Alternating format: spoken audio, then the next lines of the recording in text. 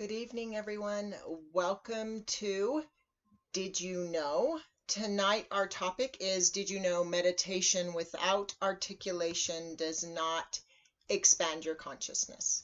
Many of you have heard me say this multiple times. I talk about it all of the time with the way I meditate. And tonight, I'm excited to get into it because I've had an interesting week of discovery for myself, and I've realized I've had this opportunity to have this powerful process of kind of having transformation be really accessible. And so what I want to do is open up the opportunity to have it be more accessible to you. So that will be my topic tonight. Before I continue with the topic, I am just going to review the logistics I review every week. First of all, if you would like to share anything, if you have anything that you'd like to comment, anything you'd like to add. So while I'm sharing my experience, if you have anything that you think would help contribute to the conversation, go ahead and throw it in the chat. I have the chats open on both YouTube and Facebook. So if you want to contribute something that you think will help other people, also kind of prompt a conversation if you have any questions or anything, or even to just check in and say hi, you can do that in the chat. And I really do enjoy it when people participate. It makes it a lot more fun for me. Also, if you're new, if you haven't been here before and you want to check in and introduce yourself, I would love to have the opportunity to check in with new people. So with that said, last time I looked, we were 3 people away from having a channel name. So with YouTube, you need to have 100 subscribers to have a channel name, and we are at 97, so this is pretty exciting. And I want to explain subscribing to people, and I think the best reference I've used for people to understand that subscribing is not the same as subscribing to other things. You're not going to get spammed, or you're not going to sell your email address or things like that. Subscribing is really the same as following or liking a page on Facebook. So when you follow a page on Facebook, you get their content is more prevalent in your feed. And so the same thing is true on YouTube. If you go on YouTube searching for something, what it's going to do is look in the channels you've subscribed, and it's going to give you content from those channels first. It's also going to give you content from channels like those channels. So it has algorithms that tie together the different things you subscribe to. And so you can subscribe and you won't have anything from YouTube, except it'll make it easier for you to find things. If you do decide, though, that you want to hit the bell notification icon, YouTube will notify you when I'm live. They'll also notify you anytime I upload anything new, which I am doing with classes. This week, I uploaded the first relationship balancing class. Class went live on last Thursday. We're live every Thursday night. I do want to let you know, if you want to take the relationship balancing course, you don't have to be there for the live classes. I do record those. Those recordings are available online, and all the class content is available. So with the discount, that class right now is $99. So if you want to participate in that class, now's a good time to get involved. The first class is all about kind of figuring out where you're starting, and also that class is about all relationships, not just romantic relationships, but it helps foster relationships with your family. It helps you create and connect with the relationships that can be healthier in your life. So things like that, when I upload them, you'll get notified and you'll go, oh, Linda has a class out. Let me check that. You can go check out the videos for those. Also check out the playlists on YouTube. There are several playlists from previous brain hacks and meditations to all the different courses I teach. The first lesson of every course I teach is there and available. So if you want to go check it out, that's a good place to do it. The minute I hit 100, I am getting a channel name. And so I'm still deciding what that will be. I have a lot of projects going on. I have more than just the Inspired Evolution Project. I'm also a writer and a speaker. I also have Your Way Recovery, the free online addiction recovery program. So I might just name the channel my name, just so that everybody can find everything. But I will be naming the channel. We're only three subscribers away from doing that. So if you want to help us out and subscribe, I really appreciate it.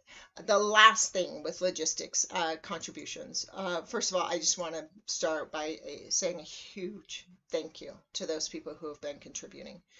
It means I just don't have words for how much it means to me that people will support the work I do. So for those of you who don't know, the early stages of my program, the first few phases are free.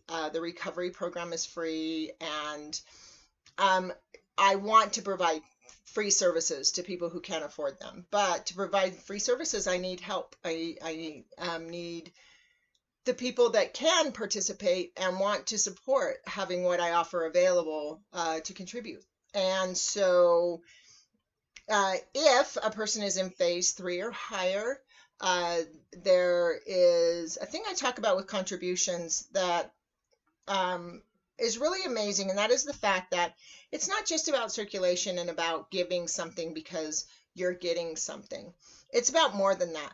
When we feel, even if it's just $1 or $2, when we feel we can pay for something, there's something that happens in the brain that equates to us being confident and capable. And when we don't, when we have everyone take care of us or give us everything, then we don't get that feeling of capability. And so when I talk about phase 3, I'm not just talking about giving back because you've received. I'm talking about taking a position of empowerment, because when we can take care of ourselves, when we can contribute to our own health, when we can pay for a doctor or a massage or a healthy food at the grocery store, when we can do those things, when we step out of life happening to us and are able to participate in a mature way, it does a lot for healthy brain chemistry. And so that's part of the program in phase 3, is starting to contribute to your own well-being, because it changes the brain function. So within the description of the class, there are buttons to contribute to either the Inspired Evolution Project or Your Way Recovery. Any contributions help. Your Way Recovery is nonprofit, so if you want a tax deduction, that's the place to give. But I just do want to say thank you. I have had so much support, and I really appreciate it. I still have a long way to go to cover what I need to cover to be able to do this, but I'm going to talk about that a little bit tonight, so I'm not going to get into it right now. So I just did want to mention that's there, and I did want to say thank you. Thank you to those who have contributed. So tonight, what I want to talk about is meeting yourself where you are right now and actually participating in your life in a way to make radical progress. So many times we put in effort to have small amounts of growth, to have a little bit of change, right? We might work on our boundaries or having a positive attitude, or even meditation itself. We might labor over being able to even become centered and quiet our mind. And what I want to talk about is how to take advantage. So the last couple weeks, I have been talking about how to access this concept of what's outside of my box. What am I not seeing? Now, the line for this is about meditation, not expanding consciousness, unless we articulate it. And what I mean by that is if we use meditation, or even think of a self-help book. So if you're a meditator, or you've read self-help or motivational books, or you've watched motivational speakers, think about how many times you've done that. So let's think about a book you've read, or a motivational talk you've watched, or a conference you've gone to, or something like that. Now, how many times did you go and get so many inspiring ideas? where you're sitting there going, wow, that is a good idea. Wow, I should do that. I should do that. And you take a bunch of notes, or possibly even a recording, or read a book 100 times and highlight passages, and then just turn the page to the next chapter and really only implement a small amount of that. Most of us do that. One of the things I learned some time ago was that the minute I became inspired by a book, and I talk a lot about, I did this with Awakening the Power Within by Tony Robbins. I'm only to page 12. The book the book was packed, so it's packed somewhere. Once it's unpacked, I'm reading it some more. But there were just several times. It took me like 6 months to read those 12 pages because he would make a statement that altered my perspective. So I'd look at it and go, wow, that would really change things. But I thought, I'm not taking notes. I'm not filling a notebook with ideas. I have books and computers and all of that full of ideas. I'm just going to put the book down and I'm going to go do it right now. If I feel like I can keep reading, I can go at least take a step towards what he's saying. And I started to do that. And what happened is what he was talking about started to become a lifestyle for me. It started to become this process of altering my experience when sparked with inspiration, instead of just writing it down. And it takes me back to years ago. I remember right before I left the last position that I had to start this work 4 years ago when I left. I remember I was walking through the hall at one point, and there was someone coming in to do a class or a workshop or a speaker or something, and everybody was getting excited, and they were like, are you going to take this class? And I remember I was walking, and all of a sudden there was just this really clear thought in my head. Like everything else went quiet and just this thought. And I thought, Linda, you have read so many books. You know how to do this. Stop reading and start writing. And for me, that meant more than being a writer. I'd already been a writer for like 12 years. So I was already writing, but what it was is stop looking for the answers and start implementing the answers you already have. So start living it. I thought, I know all of this stuff. I keep hearing it and it keeps being validated. And I need to find a way to actually put it in action and not avoid it. And so that's what I want to talk about, is how to not just have a great idea, but how to implement it. So hopefully over the last couple weeks, you have some good ideas of where you want to go and possibilities. Last week, we talked about moving from pain to possibility, and this concept that if there's any struggle in life, no matter how big it is, that we can alter that by tapping into possibility thinking, that we can create another opportunity. And so I want to talk about what we do with that. So again, we begin, like I said in the beginning, by meeting ourselves where we are right now. And the first thing that we do in this practice is to develop the ability to clearly observe our own lives. There are so many times we talk about this concept of being able to see other people and where the possibility lies for them. I think the same is true for us, right? We need to be able to see ourselves and not berate ourselves or tear ourselves down. We need to be able to see where growth is important, and then also how do I implement that growth. And so I realized the thing that was most impactful in life, like I said in the beginning, is this ability I have to transform, this ability I have to abandon the person I've been to become a new person. I talk about this a lot in phase 4 of the program, where it's about this idea of I'm going to stop identifying with those factors that limit me. I'm going to stop telling myself that I am impatient or don't have good boundaries, or that I am a success or failure, or that I am this or that. There's so many things in life, situations or experiences, that we then turn into identity. where we say, I am I'm suffering this condition, or I'm a person who does this. And we identify to them for security, but they become boxes. And a lot of them are the limitations, the things we don't like about ourselves, but then we start to think that they are us and not just a thing we don't like. And so I want to talk about how this happens. So I'm going to use myself for an example.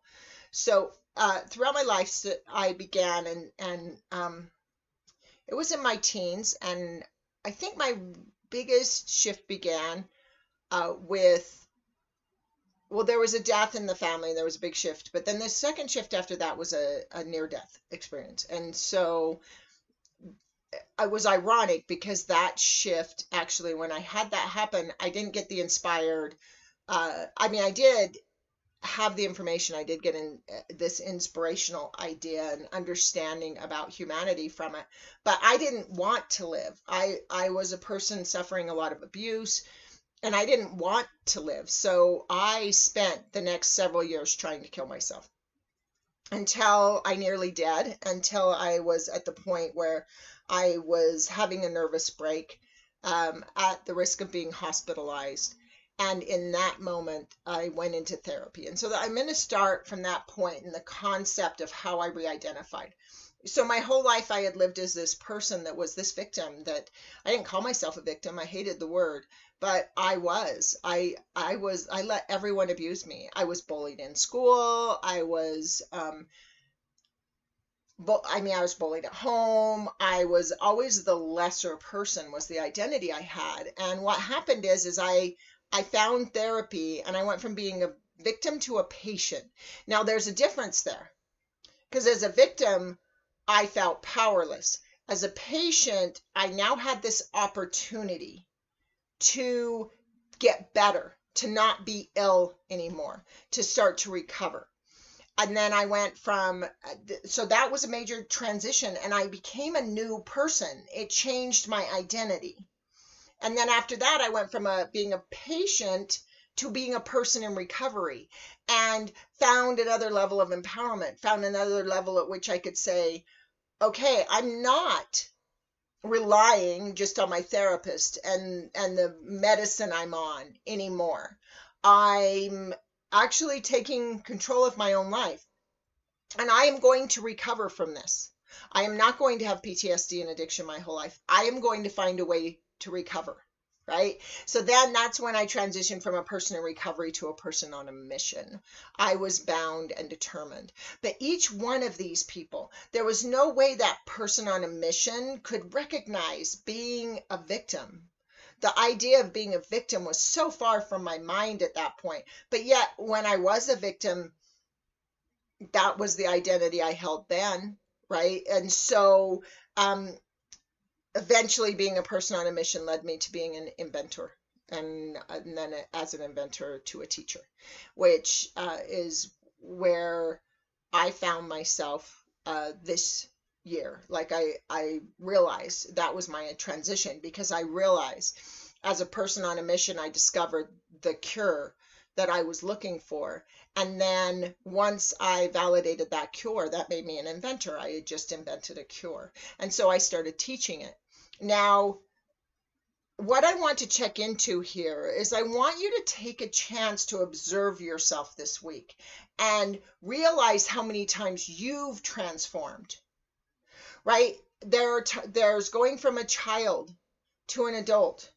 There's transforming from being not in a relationship to being in a relationship. There's transforming from being in a relationship to no longer being in a relationship. There's transforming from being a parent to having your children move out of the home and being independent in that way again. There's transitioning from going to school to going to work, right? There are all these points in our lives where we do re-identify, but we often don't recognize that we've done that. And I think this is the most important thing, that we need to recognize that we all make transformation in our life. We also stagnate, all of us. We get stuck. And so what I want to talk about is the points of stagnation. The transformation is critical. I have an article on my website that is about how the human brain responds to that reaching for a new identity and how important it is. And I'm not going to get into that. What I want to get into is the other side, when we stop reaching and what that does to our life. Stagnation is the worst thing for the human brain, to get stuck in an identity. I do talk about this in the article, that I don't know of any definitive proof on this, but we spend our lives reaching for new identity all the way up until about our mid to late 30s, when we decide this is who I am. And that is the same time the brain starts to deteriorate. So before that, up until about our mid to late 20s, our brain is getting stronger and stronger and stronger. And then it's ironic, because after retirement, it does it again. It becomes strong again. And what happens is retirement is a huge re-identification. And for people that don't find an identity that works for them, they deteriorate quickly. For people that do, they have real strong brain function again at that time. So I want to talk about this stagnation, because you could be a teenager and have it. You could be any age and have it, where we settle on an identity, we get relaxed in that identity, and then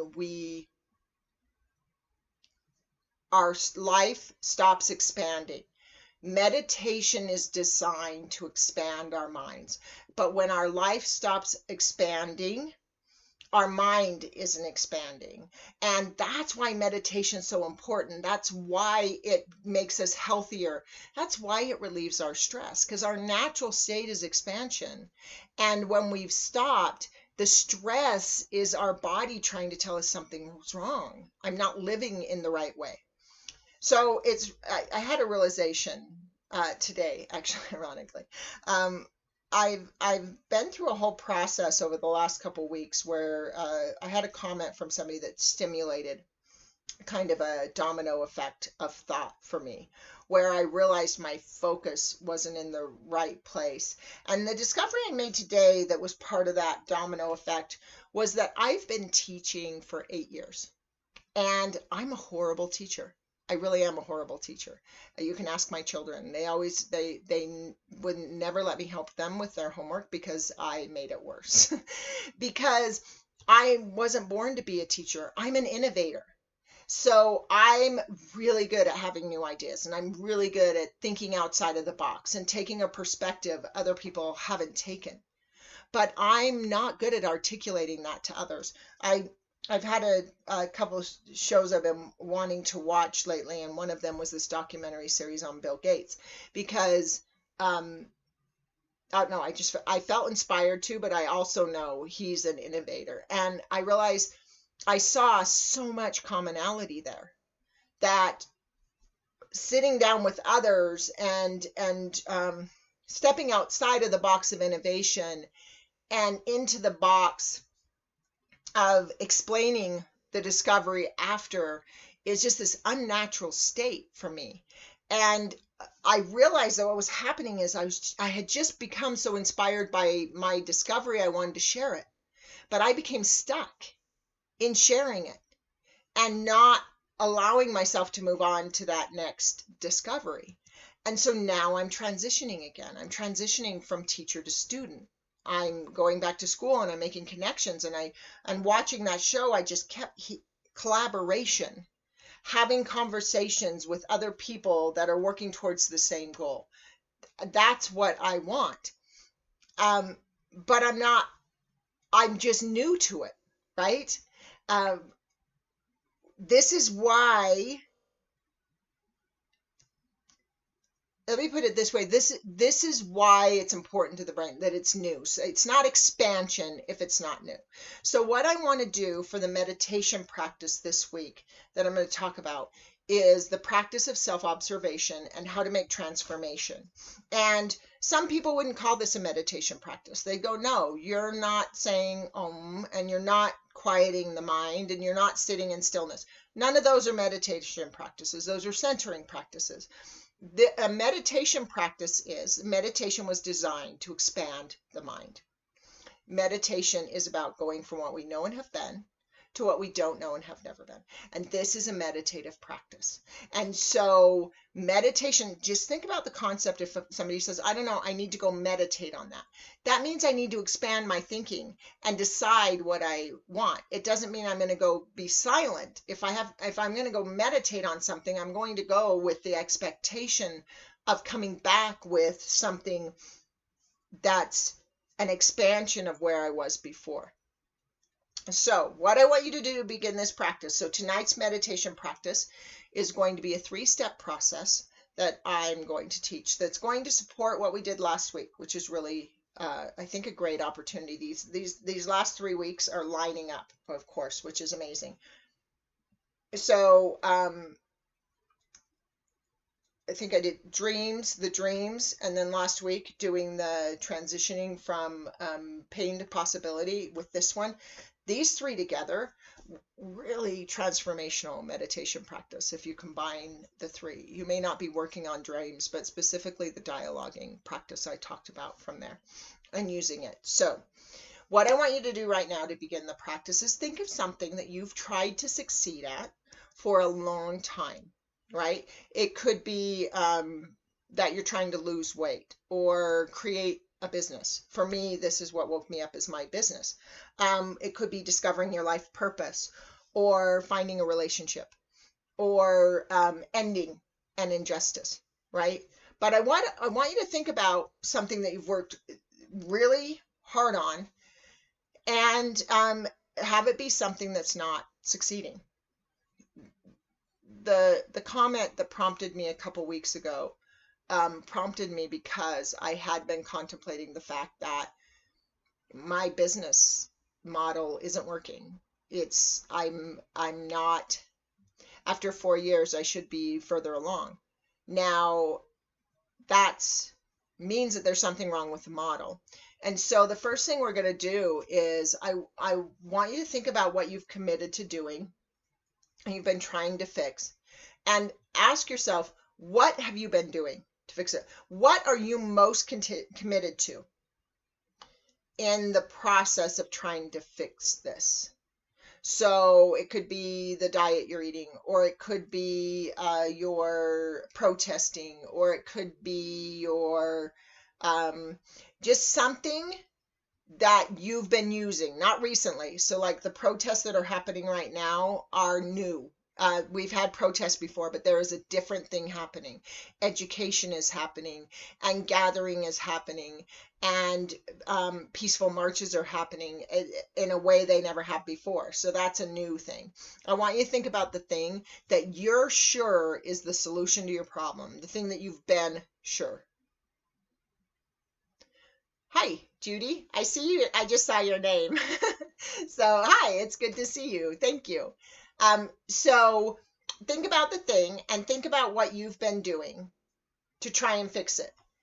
And the first thing I'm going to suggest is that you stop. Now, this might raise confirmation biases. Here was the issue I realized with my business. I was trying to do it the same way. I'd been doing it for a long time, and it was enough to sustain me, but I never flourished in it. And I had to say, this isn't working. And I said that last November, and it's been a struggle to transition, to figure out what will work. And I've landed in a place I didn't expect.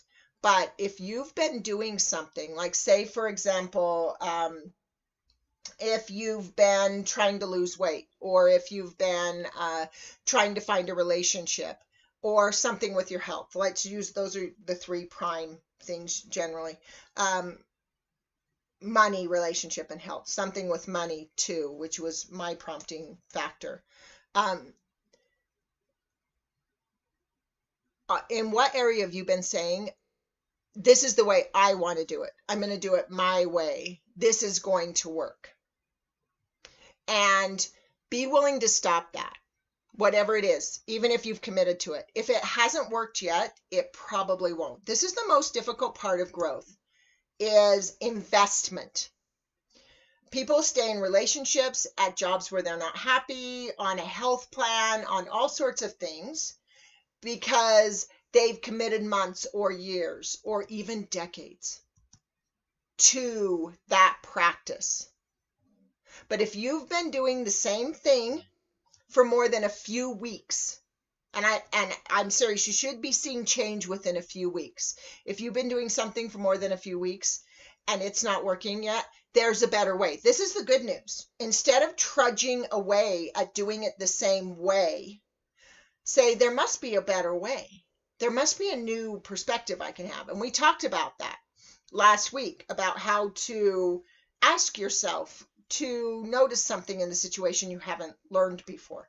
Tonight I'm going to give you a different series, but you can use that if you asking your mind what's available that I haven't thought of. And the key here is how do I find the thing and what do I do with it? So these are your meditation steps for this week. The first meditation step, or the first part of this, isn't one of the meditation steps. The first part is self-observation, which technically is one of the meditation steps, but I'm going to talk about that at the end. But saying, okay, what's the problem? What have I been doing to fix it? And has it worked significantly? It hasn't made a huge impact, right? If it hasn't, you let it go. And the first thing you do is step one is learn. So you go out and get educated. Master meditators have masters, have teachers. I heard this quote once that said, every successful person has mentors, people that they go to continue that expansion. So research, take classes, watch videos, pick a mentor, but find a place to learn something new. Now, like I said, you can use last week's meditation and do the what's available that I'm not thinking of, but it's even, going out and learning from someone else or watching a video. This has been my big practice this year, is I am getting tons of education. I'm actually going back to school. And so I've been working with a neuroscientist who's suggested some books to me. So I started reading those books. I've had friends suggest books and classes, and I've started already taking those because what I'm doing isn't working. And so I need to go back. And this is where that discovery of no longer being a teacher for me is, that I need to be an innovator. I want to do research. I'm going back to school for the connections, not just the education. I want to go, and if you want to do research in something, the best place to be is in a university environment. And so I'm going to do that, right? So find it. YouTube, books at the library, audiobooks are everywhere. Learn about the other solutions that you haven't tried yet to the problem you're trying to remedy, okay? Number two, so the first one's learn. Second one is apply, right? Part of meditation is the application of the realization you have. This is where I'm talking about meditation without articulation doesn't expand us. You could be meditating for 30 years, but if you go into this blissful Om state and your consciousness expands and you have all these beautiful thoughts, but then you go, okay, and now I'm going to go back to my regular life. You've not expanded your consciousness unless you can carry that thought into your life in an applicable way. It's not going to transform your life. I was thinking about that today. There are a lot of people that knew me when I had PTSD, and I was thinking, wow, they probably still think I'm that same person. And I am so far from being that person because of the meditation practices. Even who I was 2 or 3 years ago, 6 months ago, most people tell me, they're like, I am a completely different person. I think if you go back and look at my YouTube videos from when I first started this versus where I am now, I don't think I'm anywhere near the same person, because I articulate what I meditate. So this is where the transformation occurs, but it's not where we end. A lot of people do this. They learn and then apply, but then they don't go back to that initial step, which I'm calling the third step here, but it was really our first step, which is observe. The most powerful meditation practice is observation, right? This is what mindfulness is this ability to observe. Is what you're doing working? So you can learn a new thing, you can apply it, and you can get stuck in a new stagnation. It's really important to apply what you learned in going out and reaching out. And so observe again. And like I said, you should be able to see changes within a week to a few weeks. You should see a significant change. If you don't see a change, it's not working. Go back and learn again. So this is our cycle. Observe, learn, apply, and then observe again. See what aspects aren't working. Learn about them, right? The interesting journey for me this week is looking into, so I've started studying some really advanced concepts of psychology, and it's difficult. And just the foreword of the book that I'm reading actually has a lot of terminology I don't know, because my experience and my research hasn't been through the traditional psychological terminology. And so I need to learn a whole new language, and it's intimidating. And a part of my brain thinks, oh, I have to learn all of this. And then I realize, no, I don't. There are people who have been studying certain fields in psychology for 30 years that are completely ignorant to other fields, because it's such the brain is this massive study. You can dedicate your life to research and only understand the smallest fraction. You can't understand all of it. But there's this overwhelming concept. So what I'm doing is I'm observing, I'm learning this, and then I'll go back and observe, and maybe this part works, but not this part. So I'm going to go learn again and then apply it. And we're going to keep doing that. And within weeks, you should see dramatic transformation in your life. And it should be something you can identify with. That's the important part, is to identify as a person that feels accurately, like accurate to who you are. That was my realization this morning, and why I decided to talk about this tonight is the fact that I've never been a teacher. Like I said, with my kids, being misunderstood has been a commonality in my life, that I explain things and more people misunderstand me than not, because of the way I explain things, because I am a divergent thinker, and most people think convergently, and especially school systems are convergent. The way I express things, teaching is not what I am adept at. And yet I've spent the last 8 years of my life building that. Me being able to stop and go, I'm not successful yet, there's something wrong here, was critical. To stop and observe myself was critical. And it was when I started learning the new thing that all of a sudden the new observation came that said, I'm an innovator. I've always been an innovator. I have the out of the box idea. That's where I'm happy. And it's so interesting, because the minute it hit me, I felt alive again. I feel like a whole different person than I was yesterday. And that's the important part, because I feel like a more vital, present, inspired version of myself. Any place where there's stagnation, it's a warning from our brain that we're not where we could be. We're not living that vital life. And so it's really important to pause and be willing to observe and say, what am I missing? I'm really excited I do want to let you know there's a transition that's occurring from this, and that is, so I have a daily blog, and I've been sharing this process every morning of how I inspire myself. I've been doing that to be able to help prompt others to have, to be able to transition their consciousness. And I'm changing that. I'm actually returning to my thesis. I am going to start writing this. It's still pretty much the same thing, but it's enough of it, but it's difference in the fact that my thesis is no longer tabled while I just write about my day. I'm going to still write every morning, and it's still about inspiration, but now it's about this project I've been wanting to do for the last 5 or 6 years, that I thought was the thing I was going to get to once I got this stabilized.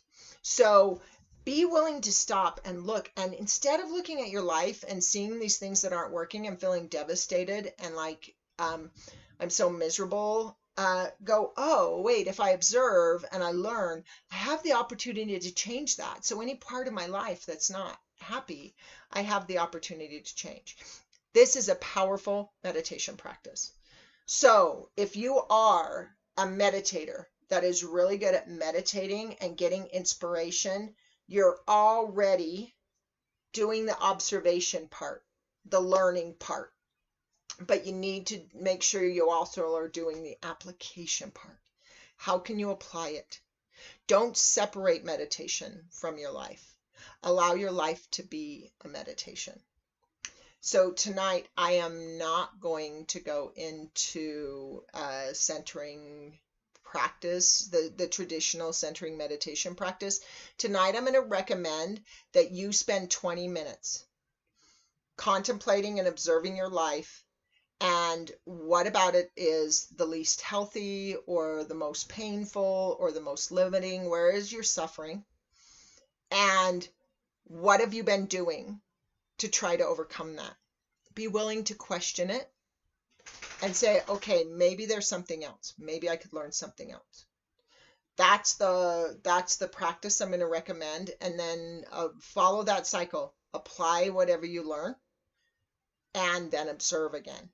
And be willing to be in that cycle every time anything in your life isn't working. This is one of the most powerful meditation practices I can share. And it doesn't necessarily look like what people would consider traditional meditation. So I'm going to have that be the recommendation for tonight, that you follow those steps, observe, find the thing, learn, apply, and observe again. Continuing that cycle. So I'm going to let that be it for tonight. Again, if you're interested in learning more about meditation and improving your meditation practice, do have a free online meditation class called Become More Centered. You can get to it by visiting the inspiredevolutionproject.com and going to education and then the free courses section. There are two there. There's one on brain function and there's one on meditation.